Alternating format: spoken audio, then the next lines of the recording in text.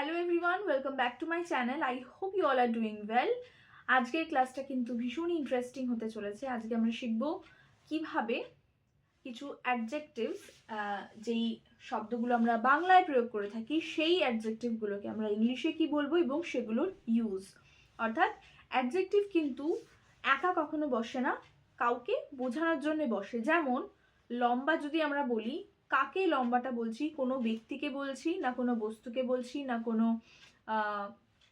মানে কোনো মনুমেন্টকে বলছি না, কোনো পার্সনকে বলছি, সেটা আমাদের বলতে হবে। অর্থাৎ আমরা যদি বলি যে মেয়েটি লম্বা, আমরা বলবো দ্য গার্ল ইজ টল, তাহলে আ টল গার্ল। ঠিক আছে? বা আমরা যদি ছুরি, কোনো একটা ছুরিকে খুব শার্প বা ধারালো বোঝাই, আমরা বলবো আ শার্প নাইফ। ঠিক আছে? তো এগুলো হচ্ছে নাউন, এবং এই নাউনের আগে কিন্তু অ্যাডজেক্টিভ বসছে, নাউনটাকে কোয়ালিফাই করছে। তো চলো আজকে এরকমই 20টা আমরা ওয়ার্ডস শিখবো, মানে অ্যাডজেক্টিভ শিখবো, যে বাংলায় এই শব্দগুলোকে আমরা ইংলিশে কিভাবে প্রয়োগ করব। তোমরাও কিন্তু চেষ্টা করো, তারপরে ভিডিওটা পজ করে চেষ্টা করতে পারো, আর তারপরে তো দেখেই নাও আমি বলছি। চলো, ফার্স্ট এটা হচ্ছে অমনোযোগী ছাত্র।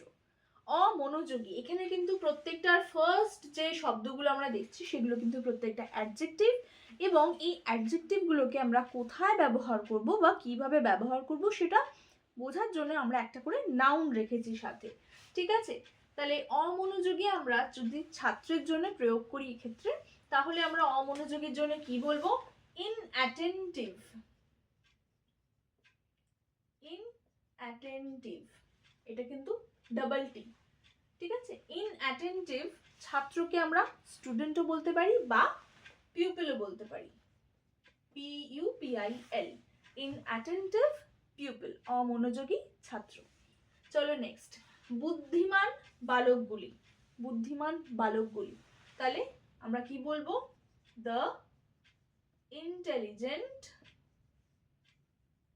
বয়েজ।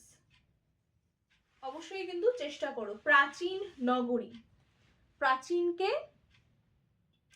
ওল্ড, কিন্তু এখানে ওল্ড হবে না, ওল্ড আরেকটা ওয়ার্ড হয় এ দিয়ে, অ্যানশিয়েন্ট।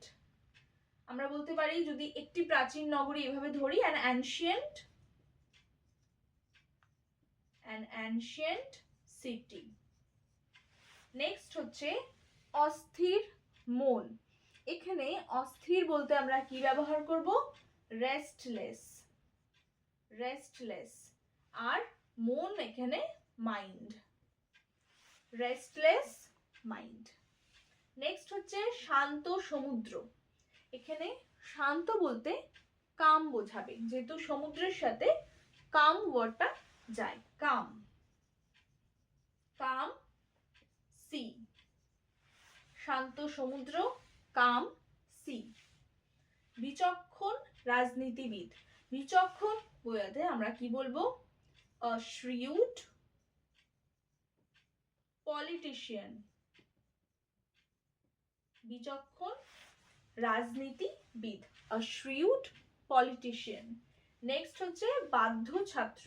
বাধ্য কে ইংলিশে আমরা কি বলবো? obedient। obedient student. ঠিক আছে? obedient স্টুডেন্ট, বা তোমরা an obedient স্টুডেন্টও বলতে পারো। সাম্প্রতিক ঘটনাগুলি, চলো এটা আমি মুছে দিচ্ছি।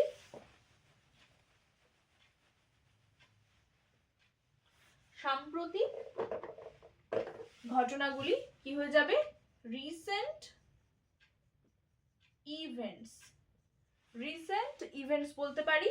এটা তোমাদেরকে বললাম যে এটাকে আরেকটা কি বলে। ঠিক আছে? রিসেন্ট ইভেন্টস বলা যায়, এবং আরেকটা ওয়ার্ডও ইউজ করা যায় এটার জন্য, সেটা তোমাদেরকে আমি হোম টাস্ক দিলাম, তোমরা সেটা বলবে। 9 নম্বরে বলছি অগভীর পুকুর। ঠিক আছে? পুকুরটা অগভীর, তার মানে হচ্ছে a shallow pond।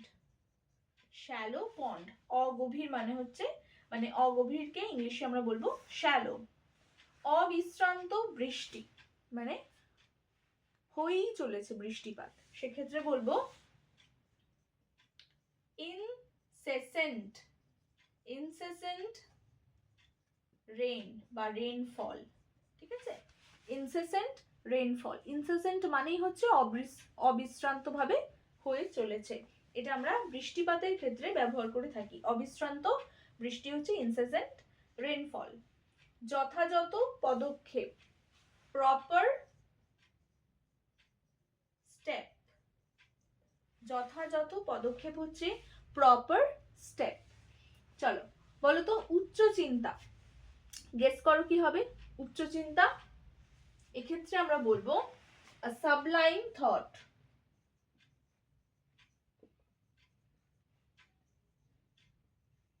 sublime thought। ভীরু প্রকৃতি, টিমিড, ভীরু বলতে টিমিড মানে ভীতু যেটাকে বোঝায় সেটাই ভীতু। ভীতু প্রকৃতি হচ্ছে ভীরু প্রকৃতি। টিমিড নেচার, প্রকৃতির জন্য আমরা লিখবো নেচার। তো আমরা কিন্তু শুধু অ্যাডজেক্টিভই শিখছি না, আমরা কিন্তু কিছু নাউনকেও ইংলিশে কি বলে সেটাও শিখছি। এবং তোমরা মানে ইংলিশ লেখো বা বলো দুটোর ক্ষেত্রেই কিন্তু এটা ভীষণভাবে হেল্পফুল হবে।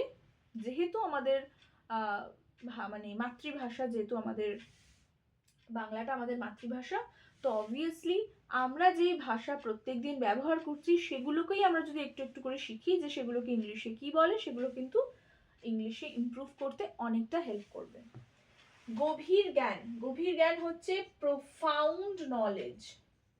প্রোফাউন্ড মানে হচ্ছে কোনো কিছু খুব গভীর, ঠিক আছে? গভীর জ্ঞান হচ্ছে প্রোফাউন্ড নলেজ। একঘেয়ে সুর, কোনো কিছু একঘেয়ে। বোরিং অবশ্যই, কিন্তু যখন আমরা সুরের সাথে সেটাকে বসাবো, বোরিং দিয়ে কখনো কিন্তু হবে না, তখন মোনোটোনাস হয়ে যাবে। এটা কি হয়ে যাবে? Monotonous, monotonous, monotonous tune. আবেগপ্রবণ স্বভাব, এটা কি বলবো? আবেগপ্রবণ স্বভাবকে বলবো ইমপালসিভ। ইমপালসিভ আর স্বভাবের জন্য লিখবো নেচার, ইমপালসিভ নেচার। নেক্সট হচ্ছে অসংখ্য মানুষ। অসংখ্য বোঝাই আমরা ইননিউমারেবল দিয়ে, ইননিউমারেবল। এটা কিন্তু লিখছি আই, কিন্তু উচ্চারণ কিন্তু ই এর মতন হবে, ইননিউমারেবল। ইননিউমারেবল মানুষের জন্য লিখবো পিউপল। সংকীর্ণ গলি মানে সরু গলি, ঠিক আছে? সরু গলি আমরা যদি বলি a narrow lane। সরু বলতে আমরা ন্যারো লিখবো, সরু বোঝালে মানে সরুটাকে ইংলিশে ন্যারো বলে, এবং গলি হচ্ছে লেন। দুষ্ট লোক হচ্ছে wicked person, a wicked person, wicked, ঠিক আছে? কেটটা খুব ইডি এইভাবে বলবো না, উইকটাকে উইক বলবো, আর লাস্টে ইডিটাকে একটু হালকাভাবে প্রোনাউন্স করতে হবে, ইট বলে, উইকেট এইভাবে, আ উইকেট পারসন। আন্তরিক নিমন্ত্রণ, কোনো কিছু খুব আন্তরিকভাবে করলে সেটাকে বলবো cordial, cordial, cordial invitation, cordial invitation. তো আমাদের ভোকাবুলারি আজকে এই পর্যন্তই। অ্যাডজেক্টিভ অ্যান্ড দেয়ার ইউজেস আমরা শিখলাম অনেকগুলো। আশা করি ক্লাসটা তোমাদের জন্য হেল্পফুল হবে। যারা ইংলিশ বলতে চাইছো, মানে স্পোকেন ইংলিশ বা সেটা লেখার ক্ষেত্রে হোক, সেটা রিটেন ইংলিশ হোক, দুটোর ক্ষেত্রে কিন্তু আজকের ক্লাসটা কিন্তু হেল্পফুল হবে আশা করি। Thank you so much for watching. সবাই ভালো থেকো।